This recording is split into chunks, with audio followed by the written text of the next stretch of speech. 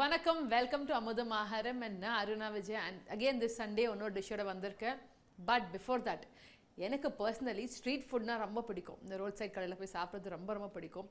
But அந்த monsoon season, இந்த மழை காலம் ஸ்டார்ட் ஆனோடனே நான் அதெல்லாம் அவாய்ட் பண்ணிவிடுவேன். ஏன்னா மழை வந்தால் நிறைய சளி, ஜுரம், இந்த மாதிரி நிறைய இன்ஃபெக்ஷன்ஸ் வரும் அண்ட் வாட்டர் கண்டாமினேஷனும் ஜாஸ்தியாக இருக்கும். பட் அதுக்காக நான் சாப்பிட ஸ்டாப் பண்ண முடியாது. ஸோ என்னோட ஒரு ஃபேவரட் ஸ்ட்ரீட் ஃபுட் மோமோஸ்ன்னு சொல்லுவாங்க. அதை நான் திரும்ப வீட்டில் ரீக்ரியேட் பண்ணி காமிக்க போகிறேன். ஸோ வாங்க, எனக்கு ஒரு ஃபென்டாஸ்டிக்கான சைனீஸ் மோமோஸ் இல்லை டம்ப்ளிங் சொல்லுவாங்க, அது எப்படி செய்யுதுன்னு பார்க்கலாம்.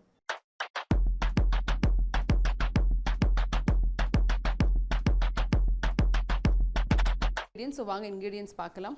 நான் இங்கே ஒரு 1 கப் மைதா மாவு எடுத்திருக்கேன். கேபேஜ், முட்டைகோஸ், கேப்சிகம் அண்ட் பீன்ஸ், ஸோ கொஞ்சமாக paneer, spring onions, 1 teaspoon soya sauce, salt and கொஞ்சமாக பிளாக் பெப்பர், காஞ்ச மிளகாய், மாதிரி தக்காளி எடுத்திருக்கேன், வெங்காயத்தாள், கொத்தமல்லி, சுகர், கொஞ்சமாக லெமன். ஸோ இந்த டிஷ் வந்து மோமோஸ் ஒரு பாப்புலரான ஸ்ட்ரீட் ஃபுட். எஸ்பெஷலி நீங்கள் நார்த் போனீங்கன்னா, கால்கட்டா சைட், டெல்லி சைடில் இது எல்லா இடத்துலையும் உங்கள் ரோட்டில் கிடைக்கும். இது கூட ஒரு ஸ்பைசியான சட்னி கொடுப்பாங்க.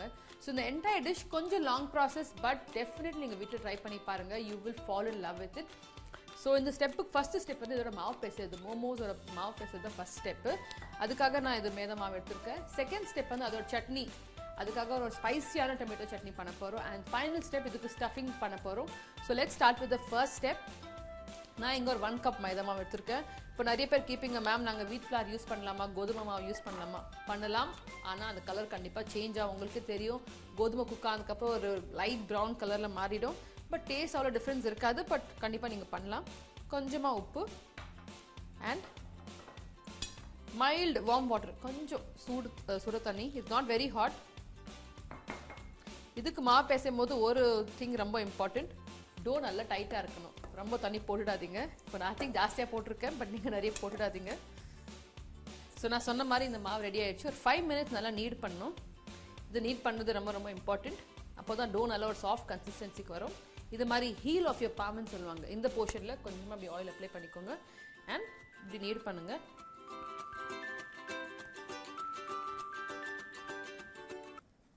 இது இப்படி பண்ணிங்கன்னா அந்த இந்த மைதாவோட க்ளூட்டன் டெவலப் ஆகும். இது ஒரு 10 மினிட்ஸ் நான் ரெஸ்ட் பண்ண போகிறேன். அது வரைக்கும் நம்ம டொமேட்டோ சட்னி செய்ய ஸ்டார்ட் பண்ணலாம். ஸோ நம்ம ஃபர்ஸ்ட் ஸ்டெப் மோமோஸோட மாவு பிசைஞ்சு வச்சாச்சு. அதை டோ அட்லீஸ்ட் 20 மினிட்ஸ் ரெஸ்ட் ஆகணும். அப்போ தான் நல்லா ஸ்ட்ரெச்சியாக ஒரு க்ளூட்டன் டெவலப் ஆகும்.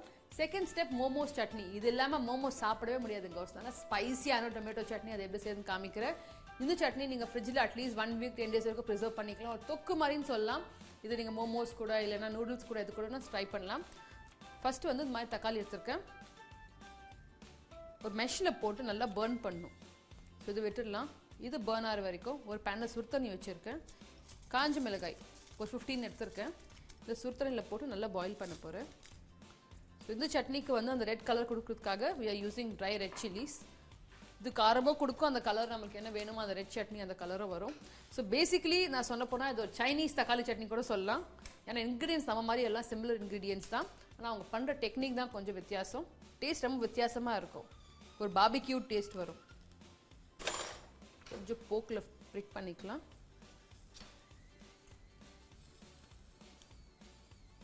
இந்த மாதிரி போக்கில் ப்ரிக் பண்ணி விட்டுடுங்க. ஸோ தட் ஈவன் குக்கிங் இருக்கும். மீன்வைல் அந்த red chillies, try red chillies boil ஆகிட்டு இருக்கு. நான் இங்கே யூஸ் பண்ணுறது வந்து காஷ்மீரி ரெட் சில்லி. ஆனால் அது கொஞ்சம் காரம் மைல்டாக இருக்கும். நீங்கள் அது பட்டை மிளகாய் இல்லை குண்டு மிளகாய் ப்ளீஸ் யூஸ் பண்ணாதீங்க. இது மாதிரி காஷ்மீர் சில்லிஸ் இல்லைன்னா இந்த குண்டூர் சில்லிஸ் வரும் இல்லையா, கொஞ்சம் காரம் கம்மியாக மாதிரி பார்த்து வாங்குங்க. ரொம்ப ஸ்பைசி வேண்டாம். ஒரு 5 மினிட்ஸ் இது நல்லா குக் ஆகட்டும். இந்த சட்னி நீங்கள் நிறைய இதுக்கு யூஸ் பண்ணலாம். நீங்கள் தோசை கூட தொட்டுக்கலாம். ஸோ நான் இந்த சில்லிஸ் வந்து அதில் விதை எடுக்கலை, அதை சீட்ஸ் உள்ளேருந்து எடுக்கலை. பட் உங்களுக்கு காரம் கொஞ்சம் கம்மியாக வேணும்னா நீங்கள் அந்த சீட்ஸ் கூட ரிமூவ் பண்ணிக்கலாம். ஒரு நல்லா 10 மினிட்ஸ் நல்லா பாயில் ஆகட்டும். அந்த நம்ம டொமேட்டோஸும் ஆல்மோஸ்ட் ரெடி ஆகிடுச்சு. நீங்கள் பார்க்கலாம், யூ கேன் சீ இது எவ்வளோ பியூட்டிஃபுல்லான சார்ட் மார்க்ஸ் வந்துருக்குன்ட்டு. இது டேஸ்ட்டு வேறு. நீங்கள் பேன் ஃப்ரையும் பண்ணலாம். பட் இங்கே எப்படி குக் பண்ணிங்க ஒரு டிஃப்ரெண்ட்டான டேஸ்ட் வரும் சட்னியில். ஸோ இது ஆல்மோஸ்ட் சார்ட் ஆயிடுச்சு. நெக்ஸ்ட் வந்து இது மாதிரி நான் பவுலில் ட்ரான்ஸ்ஃபர் பண்ண போகிறேன்.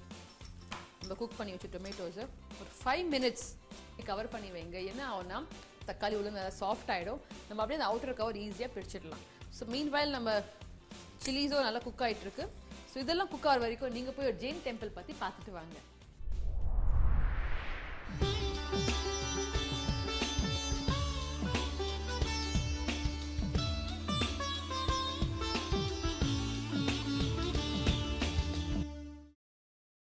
யாதும் ஊரே யாவரும் கேளீர் என்ற மொழிக்கு ஏற்ப சாதி, மதம், மொழி வேறுபாடு இன்றி தமிழ் நிலத்தில் சமண முனிவர்கள் தவமியற்றிய இடங்கள் தோறும் உணவு, கல்வி, மருத்துவம், அடைக்கலம் ஆகிய 4 வகை அறங்கள் நடைபெற்றன. தமிழகத்தின் எல்லா மாவட்டங்களிலும் சமணத்தின் தடயங்கள் பரவி கிடக்கின்றன. இவற்றில் முக்கியமானவை மலை குகை பள்ளிகளாகும். தென் தமிழகத்தில் உள்ள மலைகள் பலவற்றில் இயற்கையாய் அமைந்த குகைகள், சமண துறவியருக்கான கற்படுக்கைகள், தீர்த்தங்கரர் சிற்பங்கள், கல்வெட்டுகள், மருந்து குழிகள் ஆகியவை காணப்படுகின்றன. இதுபோன்றே வட தமிழகத்திலும் பல மலைகள் உள்ளன. இவற்றில் தமிழகத்தின் நடுநாட்டில் சமண முனிவர்கள் தவம் இயற்றிய 4 வகை அறங்கள் நடைபெற்ற மலை ஒன்றை பார்த்திட பயணிப்போம். வாருங்கள். அதுதான் எண்ணாயிரம் மலை அல்லது மேல் கூடலூர் மலை என அழைக்கப்படும் மலையாகும். சற்றொப்ப 80 மீட்டர் உயரமுள்ள இந்த மலை பஞ்ச பாண்டவர் மலை, ஐவர் மலை எனவும் அழைக்கப்படுகிறது. செஞ்சியிலிருந்து செஞ்சி விழுப்புரம் சாலையில் மட்டப்பாறை குன்னத்தூர் வழியாக சற்றொப்ப 18 கிலோமீட்டர் தென் கிழக்கில் உள்ள சிற்றூர் மேல் கூடலூர் ஆகும். இதன் அருகில் அமைந்த ஊர் எண்ணாயிரம். இரு ஊராரும் 1200 ஆண்டுகள் தொன்மை வாய்ந்த கல்வெட்டுகள், சிற்பங்கள், கற்படுகைகள் கொண்ட இந்த மலைக்கு தத்தம் ஊர் பெயரை சூட்டி பெருமை கொள்கின்றனர். மேல் கூடலூரின் பண்டைய பெயர் சேந்தமங்கலம் என்பதும் இது பனையூர் நாடு என்னும் நாட்டு பிரிவிற்குட்பட்டது என்பதனையும் கல்வெட்டுகள் வழியே அறிய முடிகிறது. சென்னை கன்னியாகுமரி நெடுஞ்சாலையில் திண்டிவனம் கடந்து சுமார் 10 கிலோமீட்டர் தூரத்தில் இடதுபுறம் திரும்பி பேரணி, செண்டியம்பாக்கம், கீழ் வயலாமூர் போன்ற சமணர்கள் வாழும் ஊர் வழியாகவும் இம்மலையை அடையலாம். இந்த மலையில்தான் சமண சமய துறவியர் வாழ்ந்த பள்ளியும் கல்வெட்டுகளும் காணப்படுகின்றன. இவற்றை புதுவை வரலாற்று சங்கத்தை சார்ந்த பாகூர் புலவர் குப்புச்சாமி முதலிய தொல்லியல் அறிஞர்கள் 1982ஆம் ஆண்டு கண்டுபிடித்தனர். 1994இல் மலைமேல் ஏறிச் செல்ல படிகள் அமைக்க நெடி மோழியனூர் கிராமத்தைச் சேர்ந்த பள்ளி ஆசிரியர் திரு அப்பாசாமி அவர்கள் பெருமுயற்சி எடுத்தார். சமண இல்லறத்தார் வழங்கிய நன்கொடையைக் கொண்டு படிகளை அமைத்து தந்தார். இம்மலைக்குச் செல்ல வழியில்லாத நிலையில் வீடூர் திரு விஜயபாலன் என்பார் அதற்கு வேண்டிய நிலத்தை மேல் சித்தாமூர் ஜினகாஞ்சி மடத்தின் பெயரில் வாங்கி பயன்பாட்டிற்கு வழங்கினார். மலை மீது ஏறலாம், வாருங்கள். அதிகமான உயரம் குறைவுதான். மலையின் கிழக்காக படிகள் அமைக்கப்பட்டுள்ளன. நுழையும் இடத்தில் 2 கல் தூண்களை நிறுவி அதில் பார்சுவநாதர் ஆலயம் எனும் பெயர் பலகையை பொருத்தி நுழைவாயில் போன்ற அமைப்பு ஏற்படுத்தப்பட்டிருந்தது. மலை மீது சிரமம் இல்லாத ஏறும்படியாக படிகள் அமைக்கப்பட்டுள்ளன. படிகளில் ஏறிச் செல்லும்போது இடதுபுறம் ஆழமான சுனை போன்ற இடத்தில் அமர்ந்த நிலையில் மிகவும் சிதையுண்ட 12ஆம் நூற்றாண்டு காலத்தைய தீர்த்தங்கரர் சிற்பம் உள்ளது. தொடர்ந்து ஏறிச் செல்கிறோம். குகைகள் உள்ள பகுதியை அடைகிறோம். இங்கே நம் கவனத்தை கவருவது கிழக்குப்புறமாக அமைந்த குகை. இதன் மேற்குப்புற பாறையில் கிழக்கு நோக்கி தாமரை மலர் மீது நின்ற நிலையில் பார்சுவநாதர் எழில்மிகு புடைப்புச் சிற்பம் இருக்கிறது. 5 தலை நாக குடை, அதற்கு மேல் முக்குடை, அருகில் பக்தி உணர்வுடன் கரத்தில் மலரை ஏந்தி நிற்கும் வழிபாட்டாளர் என பல சிறப்புகளுடன் தோற்றமளிக்கும் பார்சுவநாதர் சிற்பம் 9ஆம் நூற்றாண்டு கலைச்செல்வம் எனலாம். மூலதானத்து தேவர், திருமணிக்கோயிற் தேவர், சேந்தமங்கலத்து தேவர், அவனி திலகத்து தேவர் என பல பெயர்களால் பார்சுவநாதர் வணங்கப்படுகிறார். இங்கிருந்து சுமார் 10 கிலோமீட்டர் தொலைவில் உள்ள நெடி மோழியனூர் சமண கிராமத்தை சேர்ந்தவர்கள் வருடந்தோறும் சித்திரை மாதத்தில் இங்குள்ள பகவான் பார்சுவநாதருக்கு சிறப்பு பூஜை செய்து வருவதை வழக்கமாக கொண்டுள்ளனர். அப்போது விழுப்புரம் மாவட்டத்தில் உள்ள பல கிராமங்களில் இருந்தும் சமணர்கள் வந்து கலந்து கொள்வது வழக்கம்.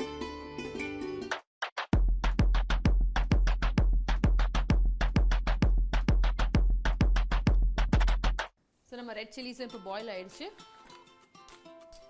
நான் சொன்ன மாதிரி இந்த தக்காளியை நான் 2 minutes கவர் பண்ணி வச்சுருந்தேன். ஸோ அது என்ன ஆகும்னா அந்த அவுட்டர் ஸ்கின் கொஞ்சம் சாஃப்ட் ஆகிடும். இந்த ஈஸியாக பீல் பண்ணிடலாம். ஸோ இந்த பர்ன் ஆன ஸ்கின் இருக்கு இல்லையா, இதை நம்ம அப்படியே ரிமூவ் பண்ணிடலாம். பண்ணிவிட்டு ஒரு மிக்சர் ஜாரில் அப்படியே போட்டுக்கலாம் தக்காளியை.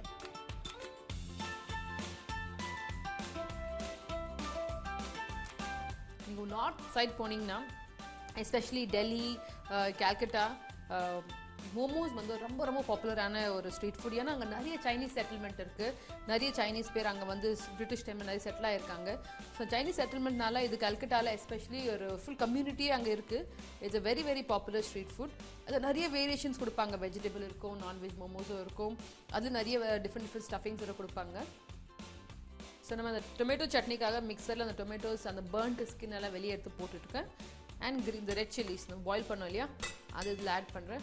உங்களுக்கு காரம் கம்மியாக வேணும்னா நீங்கள் அப்படியே குவான்டிட்டி கம்மி பண்ணிக்கலாம். கொஞ்சமாக வெங்காயத்தாள்,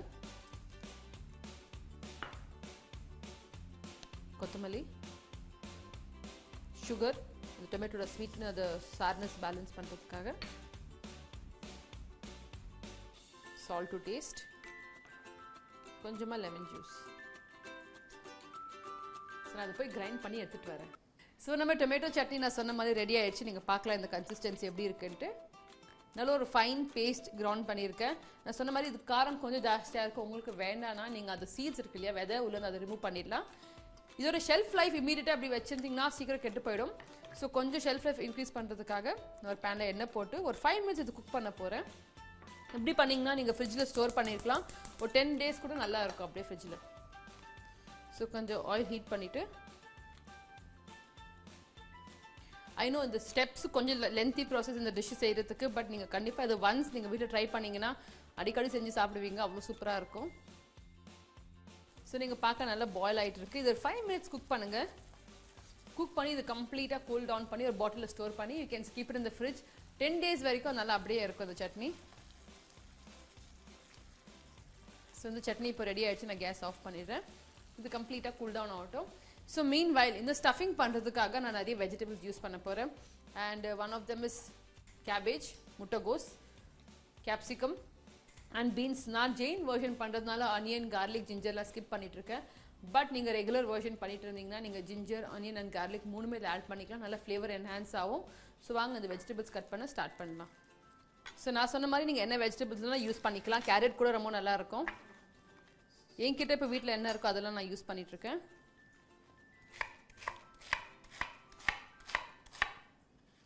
நல்லா ஃபைன்லி சாப் வெஜிடபிள்ஸ் வேணும். நான் அந்த மாதிரி எலக்ட்ரிக் சாப்பர் யூஸ் பண்ணுறேன். நீங்கள் அது ரெகுலர் சாப்பர் கூட யூஸ் பண்ணிக்கலாம். இந்த மாதிரி சாப்பர் வீட்டில் இருந்தால் ரொம்ப ரொம்ப ஹெல்ப்ஃபுல்லாக இருக்கும். எல்லா காயும் நல்லா ஃபைனாக சாப் பண்ணிக்கலாம். ஸோ ஐம் ஸ்டார்டிங் வித் முட்டைகோஸ் ஃபஸ்ட்டு போட்டு ஃபைனாக கட் பண்ணிக்கலாம்.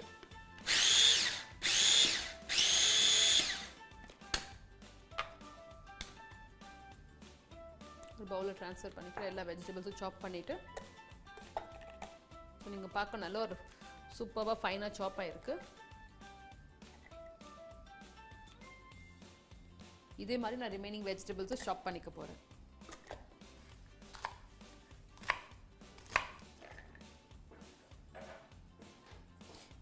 இந்த மாதிரி ஒரு சாப்பர் வீட்டில் இருந்துச்சுன்னா மார்னிங் கட்டிங் சாப்பிங் ரொம்ப ஈஸியாகிடும். நீங்கள் ரெகுலராக ஆன்லைனில் கூட ஒரு சாப்பர் கிடைக்கும் அதை புல் பண்ணுற மாதிரி.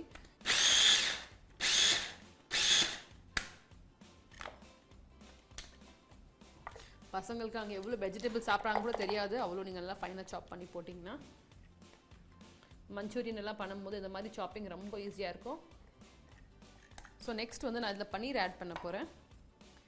பன்னீர் கம்ப்ளீட்லி ஆப்ஷனல். பட் என் கிட்ஸ்க்கு பன்னீர் ரொம்ப பிடிக்கும். ஸோ கொஞ்சமாக பன்னீர் ஒரே ஒரு வாட்டி பிளெண்ட் பண்ணிக்கலாம்.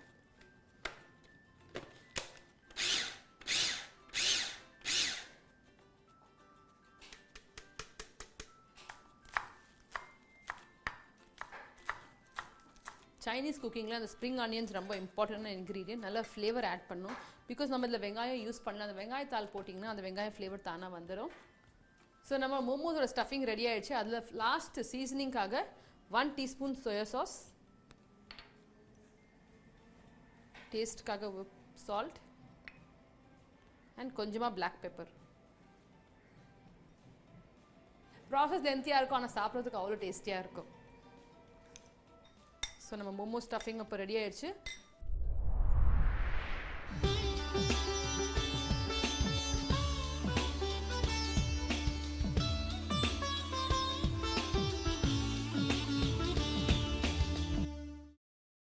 வட தமிழகத்தில் அதிகமான படுக்கைகள் கொண்ட சமண குகைப்பள்ளியாக விளங்கும் மலை எண்ணாயிரம் மலை. 35 கற்படுக்கைகள் தலையணை போன்ற அமைப்புடன் அழகாக செதுக்கப்பட்டுள்ளன. முதல் குகையில் 12 படுக்கைகளும், இரண்டாவது குகையில் 15 படுக்கைகளும், மூன்றாவது குகையில் 8 படுக்கைகளும் உள்ளன. தலையணை போன்ற அமைப்புடன் உள்ள இந்த படுக்கைகள் பொதுவாக 5 தொகுதிகளாக காணப்படுகின்றன. சிலை படுக்கைகள் அருகில் துறவியர் அமர்ந்து அறமுறைக்க வசதியாக கல்லில் இருக்கைகள் உருவாக்கப்பட்டுள்ளன. படுக்கைகள் அருகில் சில இடங்களில் பள்ளமான உரல் போன்ற அமைப்பு குடையப்பட்டுள்ளன. அவை மருந்து மூலிகைகளை அரைக்க ஏற்படுத்தப்பட்டிருக்க வேண்டும். மழைநீர் படுக்கைகளில் வருவதை தடுத்திட அவற்றை சுற்றி குறுகிய நீர்வடி வாய்க்கால்கள் வெட்டப்பட்டுள்ளன. குகை அமைந்துள்ள பாறை முகப்பில் மழைநீர் வடிவிளிம்பு வெட்டப்பட்டுள்ளது. பெரிய சுனைகளும் சிறிய அளவினதான சுனைகளும் இங்குள்ளன.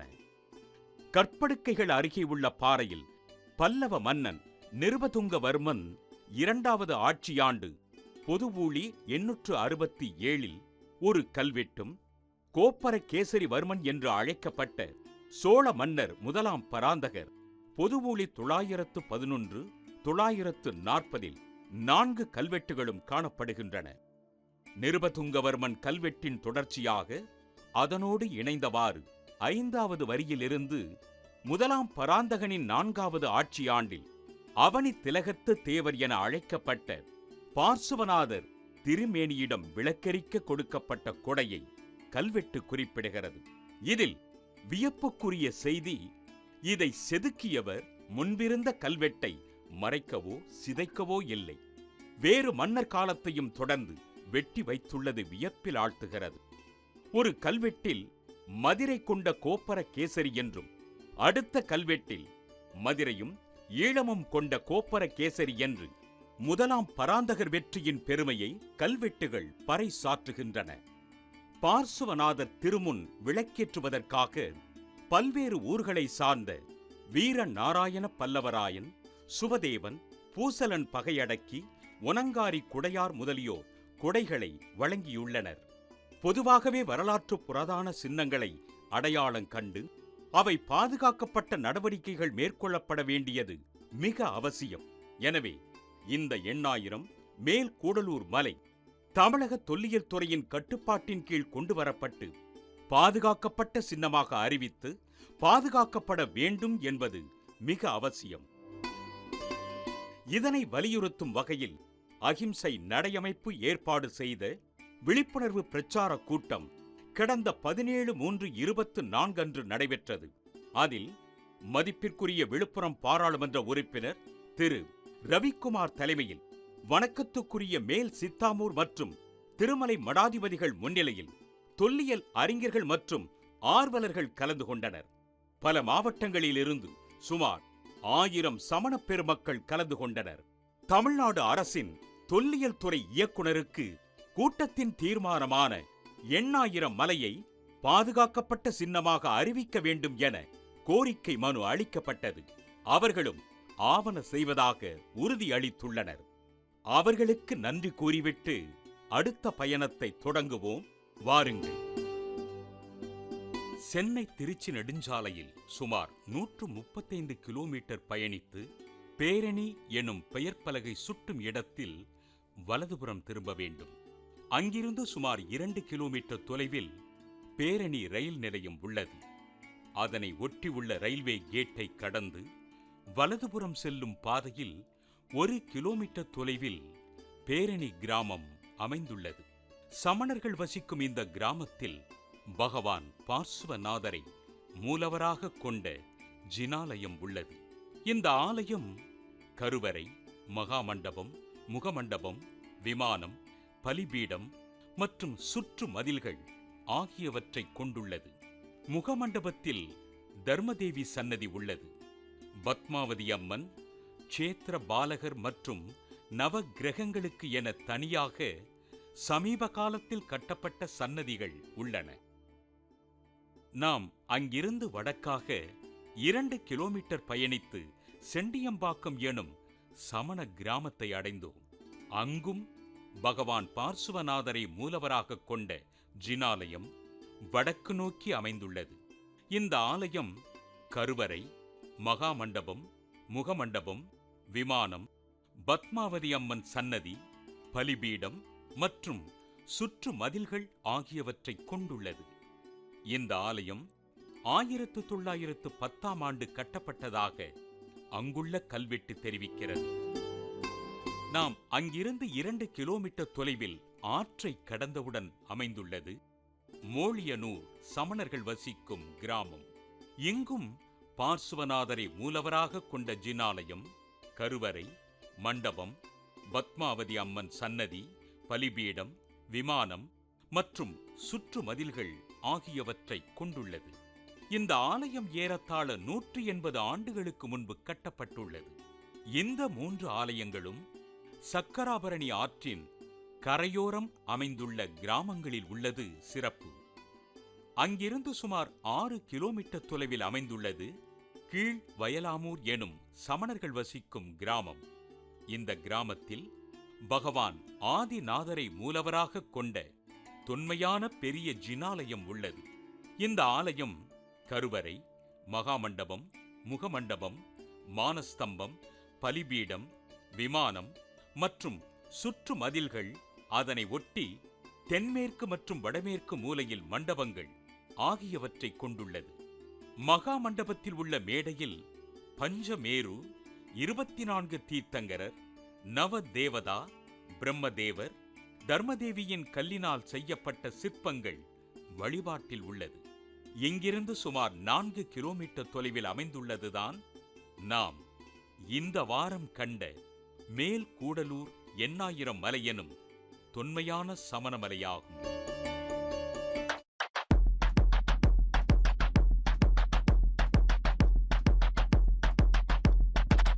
ஃபைனல் ஸ்டெப், வாங்க இப்போ மோமோஸ் ரோல் அவுட் பண்ணி இது ஃபில் பண்ணலாம். ஸோ மோமோஸோட எல்லா இன்க்ரீடியன்ஸும் ரெடி ஆகிடுச்சு. நம்ம மோமோஸ் ஸ்டஃபிங் ரெடி, மோமோஸோட சட்னியும் ரெடி, அந்த மாவும் நல்லா ரெஸ்ட் ஆகிடுச்சு. இப்போ வாங்க இது ரோல் பண்ணலாம். நீங்கள் வேணும் சின்ன சின்ன பூரி மாதிரியே ரோல் பண்ணிக்கலாம். நான் ஒரு பெருசாக ரோல் பண்ணிவிட்டு குக்கி கட்டரால் கட் பண்ணிக்க போகிறேன். அது கொஞ்சம் ஈஸியான ஒரு ஸ்டெப், ஒரு சீட் வெர்ஷன். ஸோ இது மாதிரி மாவும் நல்லா டைட்டாக இருக்கணும்.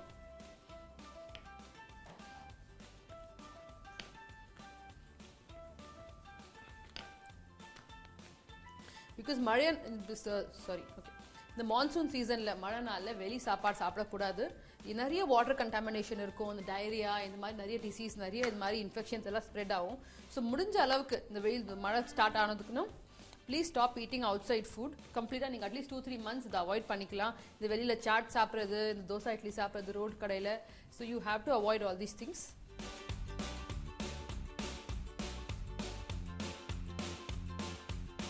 ஸோ இந்த மாதிரி தின்னாக ரோல் பண்ணியிருக்கேன்.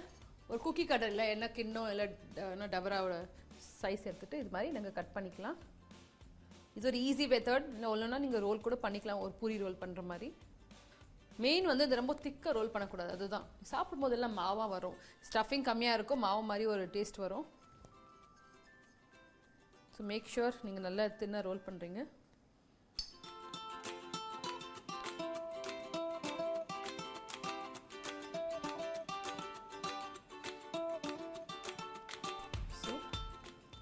Can you see?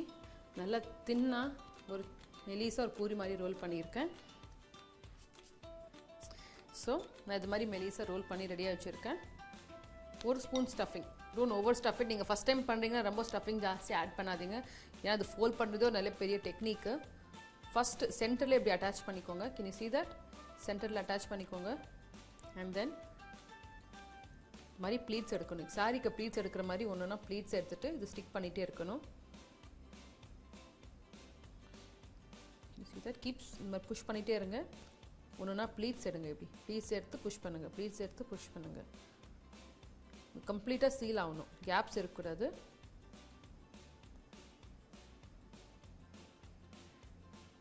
பார்த்தீங்களா ஒரு அழகான மோமோஸ் ரெடி ஆகிடுச்சு. மூன் ஷேப் மோமோஸ் இது. இந்த சாரி ப்ளீட்ஸ் மாதிரி இது ஒன்றுனா எடுத்து இப்படி ப்ரெஸ் பண்ணிகிட்டே இருங்க.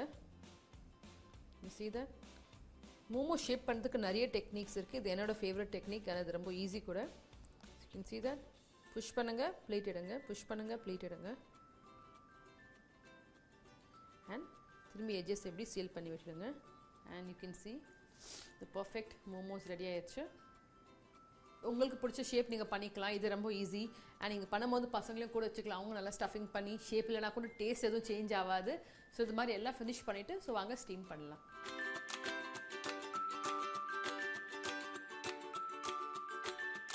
நான் இது எல்லா மோமோஸ் இது மாதிரி ஷேப் பண்ணி ரெடியாக வச்சுருக்கேன். கேன் யூ see that இந்த மூன் ஷேப். உங்களுக்கு ஷேப் வரலன்னா பரவாயில்ல, உங்களுக்கு என்ன ஷேப் வருதோ நான் பண்ணிக்கலாம். டேஸ்ட்டில் ஒன்றும் டிஃப்ரென்ஸ் வராது. இது மாதிரி ஒரு ஸ்டீமர் நான் ரெடி பண்ணி வச்சுருக்கேன். தண்ணி போட்டு ஆல்ரெடி கேஸ் ஆன் பண்ணி வச்சுருக்கேன். இது மாதிரி இல்லைன்னா நீங்கள் இட்லி குக்கர்லேயும் ஸ்டீம் பண்ணிக்கலாம். பட் இம்பார்ட்டன்ட் டிப், உள்ளே கொஞ்சமாக ஆயில் அப்ளை பண்ணிக்கோங்க. அப்போ அந்த மோமோஸ் ஒட்டாது. ஓகேவா? ஸோ இதெல்லாம் நான் ப்ளேஸ் பண்ணுறேன். மெயின் டிப், இதில் ஆயில் கண்டிப்பாக கொஞ்சமாக அப்ளை பண்ணுங்கள். இல்லைனா இந்த பேஸ் போய் கீழே ஸ்டிக் ஆகிடும்.